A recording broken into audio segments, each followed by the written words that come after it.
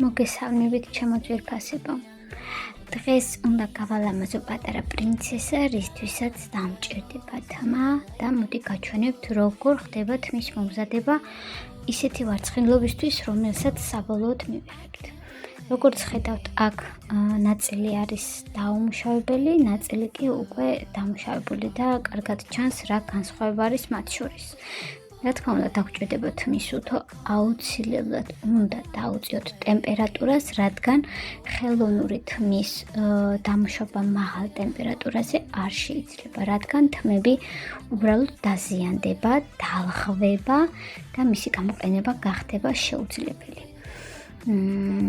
ესე ნაწილ ფრთხილად, რაც შეიძლება სწრაფი მოძრაობებით, რომ თმის უთო ხანგრძლივად არ იყოს თმაზე, ვამუშავებთ და ხედავთ როგორ იცვლება თმის სტრუქტურა, ხდება სწორი, ლამაზი და მისი გარჩევა ბუნებრივი თმისგან თითქმის შეუძლებელია.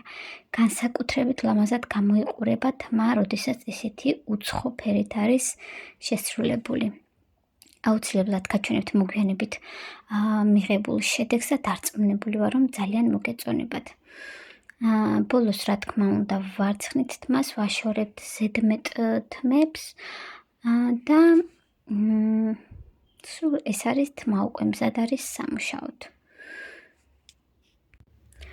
იმისათვის კი, რომ ნახოთ საბოლოო შედეგი თუ როგორი იქნება ვარცხნილობა ამ თმის შესრულებით, აუცილებლად გამოიწერეთ ჩემი გვერდი და მოიწონეთ ეს ვიდეო.